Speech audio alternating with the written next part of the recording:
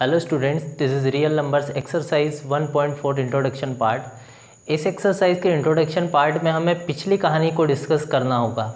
हमने class 9th में exercise 1.1 में डिस्कस किया था कि जो हमारे रियल नंबर्स होते हैं वो रैशनल और इर्रेशनल नंबर्स का कलेक्शन होता है। वहाँ पर हमने रैशनल नंबर्स और इर्रेशनल नंबर्स का डेसिमल एक्सपांशन भी देखा था। तो आज हम बेसिक्स से ही स्टार्ट करने वाले हैं। हम थोड़ा सा बेसिक्स देखेंगे कि जो हमारे रियल नंबर्स होते हैं ये हमारे रैशनल और इर्रेशनल नंबर्स का कलेक्शन होते हैं। ये हमारे रैशनल नंबर्स जो कि हम p/q के फॉर्म में लिख सकते हैं, और इर्रेशनल नंबर्स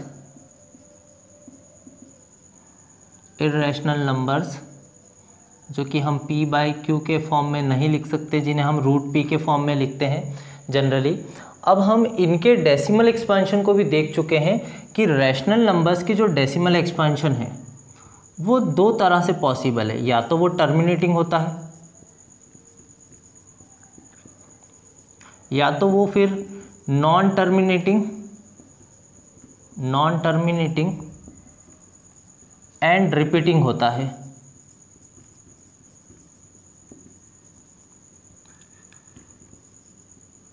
हम इन्हें एग्जाम्पल लेके ज़रूर समझेंगे। इर्रेशनल नंबर का जो डेसिमल एक्सपांशन है ये होता है हमारा नॉन टर्मिनेटिंग एंड नॉन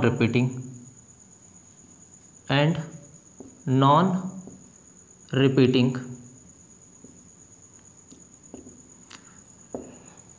अगर हम रैशनल नंबर की बात करें और यहाँ पर दिया है हमें टर्मिनेटिंग डेसिमल एक्सपांशन, तो टर्मिनेटिंग डेसिमल एक्सपांशन जैसे हम 1/4 ले लें। 1/4 ये एक रैशनल नंबर है। जब हम इसे सॉल्व करेंगे, जब हम इसे डिवाइड करेंगे, तो हमारे पास ये पहली बात तो डिवाइड नहीं जाएगा क्योंकि 1 है ऊपर, 4 से छोटी वैल्यू है। तो हम यहाँ पर पॉइंट लगा के इसमें 0 बढ़ा दें। अब 10 है तो 4 2 जा 8 ले सकते हैं हम इसे काट के। 4 2 जा 8, अब हमारे पास 2 बचा है। तो अगर हमारे पास पॉइंट लगा है तो हम यहाँ 0 बढ़ा सकते हैं, तो हम यहाँ 0 बढ़ा दें। 4 के टेबल में 20 आता है हमारा 5 टाइम्स में, तो ये हो जाएगा 0.25। मतलब हमारा जो डेसिमल एक्सपांशन है वो 5 पे जाकर टर्मिनेट हो चुका है, मतलब 5 पर जाकर ये डेसिमल एक्सपांशन एंड हो चुका है। अगर हम चलें नॉन टर्मिनेटिंग और रिपीटिंग पे, तो इसके लिए हम देखें, यदि हम 10 को 3 से डिवाइड करें तो हमारा आता है 10 से छोटा 9 3 टाइम्स, 3 3 जा 9। अब हमारे पास 1 बच जाएगा क्योंकि हमने 9 लिया है, 1 बचेगा। तो हमने क्या किया, पॉइंट लगाया और यहाँ 0 बढ़ा दिया। फिर से 10 से छोटा 9 मिलेगा 3 टाइम्स में, फिर से हमारे पास 1 बचा। क्योंकि डेसिमल लगा हुआ है तो हम 0 बढ़ा सकते हैं। फिर से ये 9 आएगा 3 टाइम्स में, फिर से 1 बचेगा। तो इस तरह से ये जो है कटता जाएगा और यहाँ पर 3 3 3 3 आते जाएगा। मतलब ये किस तरह का डेसिमल एक्सपांशन है, ये टर्मिनेट नहीं हुआ है, ये हमारा 3 के बाद चलते जा रहा है, मतलब ये हमारा नॉन टर्मिनेटिंग हुआ। साथ ही इसमें हमें रिपीटेशन देखने को मिल रहा है 3 3 3 3, और हम बोल सकते हैं कि ये रिपीटिंग भी है। तो हम इसे इस तरह से भी लिखा करते थे कि 3 पॉइंट और 3 पे हम बार ले लें, जो वैल्यू रिपीट होती है हम उस पर बार ले लेते थे।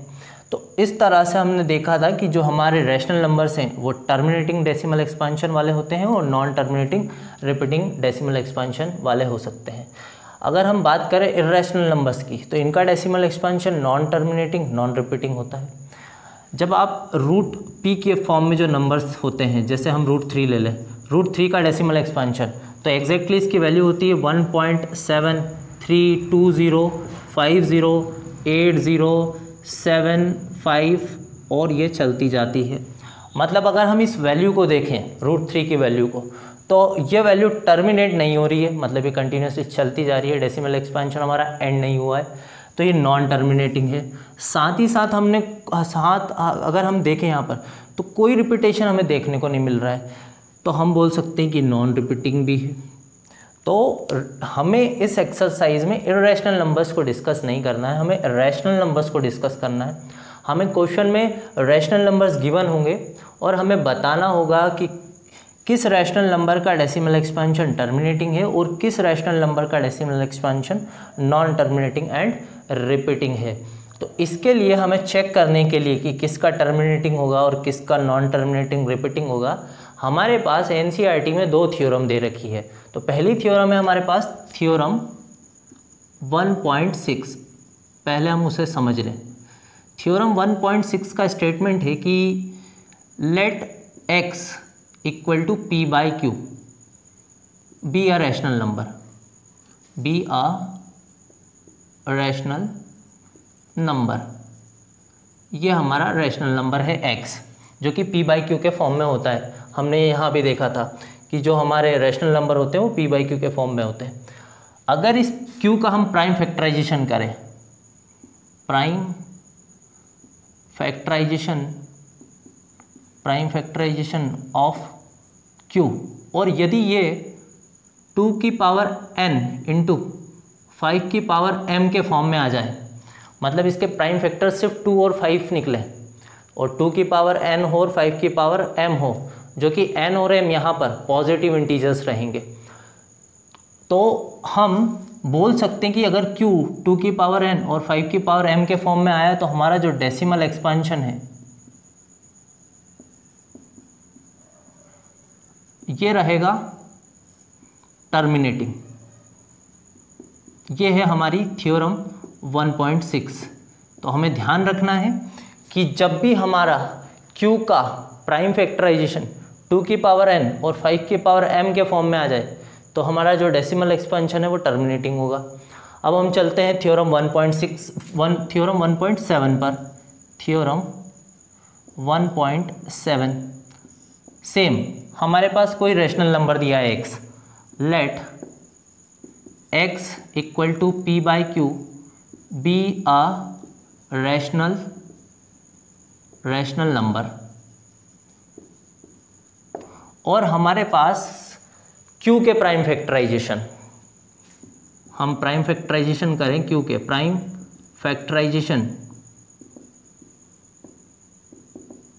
ऑफ q इज नॉट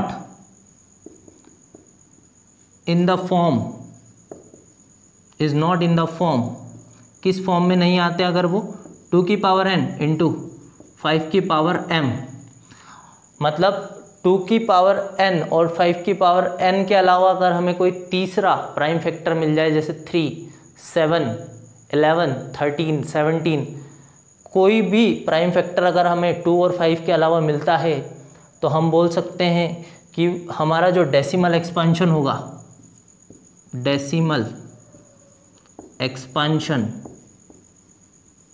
ये हमारा होगा नॉन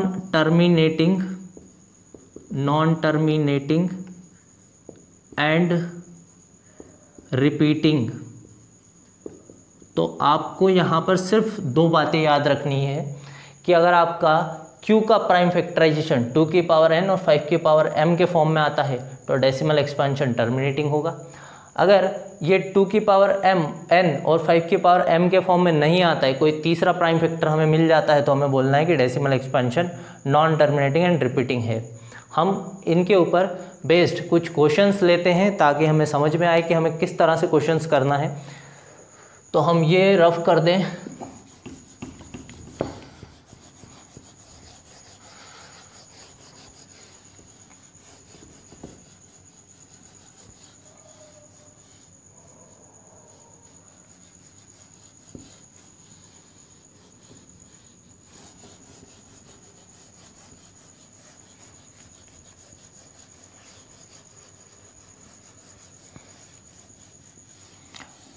हमें क्वेश्चन दिया होता है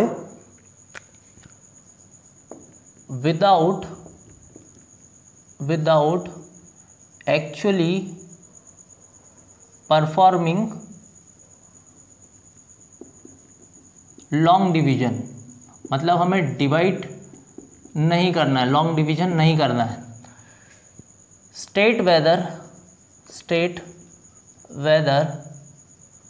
following rational numbers will have a terminating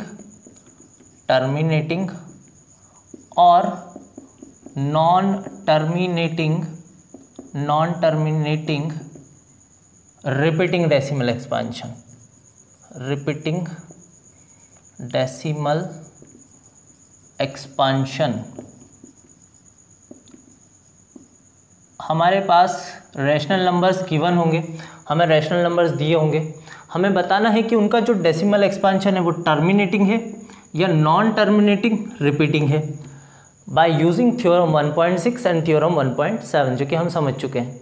तो हम क्वेश्चंस ले लें इसमें। जैसे हमें दिया है 3/8, सेकेंड क्वेश्चन हमें दिया है 2/25, यहाँ पर हम ले लें 7 या ले लें हम 9/14, और फोर्थ हम ले लें 11/2⁻³ एंड 5⁻7।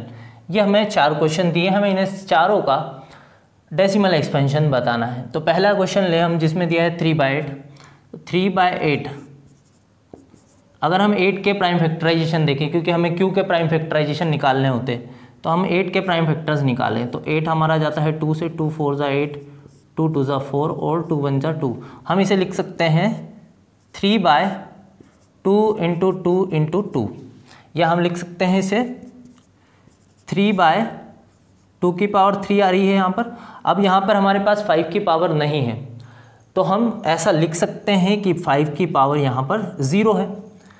तो यदि हमारे पास सिर्फ 2 की पावर आती है और 5 की पावर नहीं है, तो हम 5 की पावर 0 ले लेंगे, और अगर हमारे पास सिर्फ 5 की पावर आती है तो हम 2 की पावर 0 ले लेंगे। लेकिन हमारा जो डेसिमल एक्सपेंशन है वो टर्मिनेटिंग ही रहेगा। तो यहाँ पर हमने यही किया है, हमारे पास 2 की पावर 3 है, 5 की पावर हमने 0 ले ली। अब हम देखें तो डिनोमिनेटर हमारा किस फॉर्म में बन चुका है, 2 की पावर n × 5 की पावर m के फॉर्म में। तो इसका जो डेसिमल एक्सपेंशन कौन सा हो गया है, टर्मिनेटिंग। तो हम लिख सकते हैं since denominator q is in the form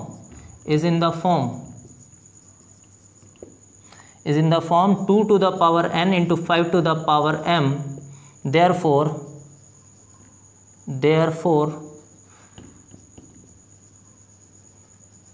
it has terminating decimal expansion। तो हमने क्या चेक किया, हमने q के प्राइम फैक्टराइजेशन चेक किए, जो कि हमारे किस फॉर्म में निकले, 2 की पावर n और 5 की पावर m के फॉर्म में। तो जब ऐसा निकल जाए हमारा, तो हम बोल सकते हैं कि जो हमारा डेसिमल एक्सपेंशन है वो टर्मिनेटिंग डेसिमल एक्सपेंशन होगा। सेकंड पार्ट लें जिसमें दिया है 2/25। तो हम यहाँ पर 25 के फैक्टर्स देखेंगे, तो 25 हमारा 5 से डिविजिबल होता है, 5 5 ज़ा 25, और यहाँ जाएगा 5 1 ज़ा 5। तो हम इसे लिख सकते हैं 2/5 × 5, या हम इसे ऐसा लिख लें 2/5 की पावर 2 लिख लें। अब यहाँ पर सिर्फ 5 की पावर आ रही है हमारे पास, 5 की पावर है m, या हम यहाँ पर देख रहे हैं तो 5 की पावर 2 है। अब यहाँ पर 2 की पावर नहीं है, तो हमें क्या करना है, 2 की पावर को ले लेना है 0, ताकि हमारा ये वाला फॉर्म बन जाए। तो हम इसमें भी क्या बोल सकते हैं, यहाँ पर भी जो हमारा डिनोमिनेटर है वो 2 की पावर n और 5 की पावर m के फॉर्म में है, इसलिए इसका भी जो डेसिमल एक्सपेंशन है ये कैसा हो जाएगा, टर्मिनेटिंग। तो ये भी कैसा निकलेगा हमारा, ये भी हमारा टर्मिनेटिंग होगा, ये भी हमारा टर्मिनेटिंग होगा। अब हम थर्ड पार्ट पे चलें। थर्ड पार्ट में दिया है हमें 9/14। अब हम 14 के प्राइम फैक्टर्स देखें, तो 14 हमारा जाता है 2 से, 2 7 ज़ा 14, फिर 7 1 ज़ा 7। तो हमारे पास 14 के प्राइम फैक्टर्स निकलेंगे 2 × 7। तो यहाँ पर हम देख रहे हैं कि हमारे पास 2 और 5 के अलावा, हम 5 की पावर 0 ले लें, तो 2 और 5 के अलावा हमारे पास तीसरा प्राइम फैक्टर 7 मिल रहा है। तो हम यहाँ पर बोल सकते हैं कि जो हमारा q है वो 2 की पावर n और 5 की पावर m के फॉर्म में नहीं है। Since denominator q is not in the form 2⁻n × 5⁻m, therefore the given number has, या it has non terminating repeating decimal expansion, repeating decimal expansion. तो हमने थर्ड पार्ट में देखा कि हमारे पास एक तीसरा प्राइम फैक्टर 7 आ रहा है, इसलिए हमने देखा कि जो हमारा डिनोमिनेटर है वो 2 की पावर n इंटू 5 की पावर m के फॉर्म में नहीं है। तो यहाँ पर जो डेसिमल एक्सपांशन होगा non terminating repeating decimal expansion होगा। अब हम चौथे पार्ट में चेक करें तो यहाँ पर हमें प्राइम फैक्टराइजेशन करना ही नहीं है, हमें ऑलरेडी प्राइम फैक्टर्स दे रखे हैं। हम देख रहे हैं यहाँ पर 2 की पावर n है और 5 की पावर m है। तो हमने चेक कर लिया कि जो हमारा डिनोमिनेटर है वो किस फॉर्म में है, 2 की पावर n और 5 की पावर m के फॉर्म में है, इसलिए इसका डेसिमल एक्सपांशन क्या हो जाएगा, टर्मिनेटिंग। इसलिए हम बोल सकते हैं कि इसका डेसिमल एक्सपांशन टर्मिनेटिंग है। तो आप इजीली चेक कर सकते हैं किसी भी रैशनल नंबर का decimal expansion with the help of theorem 1.6 and theorem 1.7। हम मिलते हैं एक्सरसाइज 1.4 के साथ।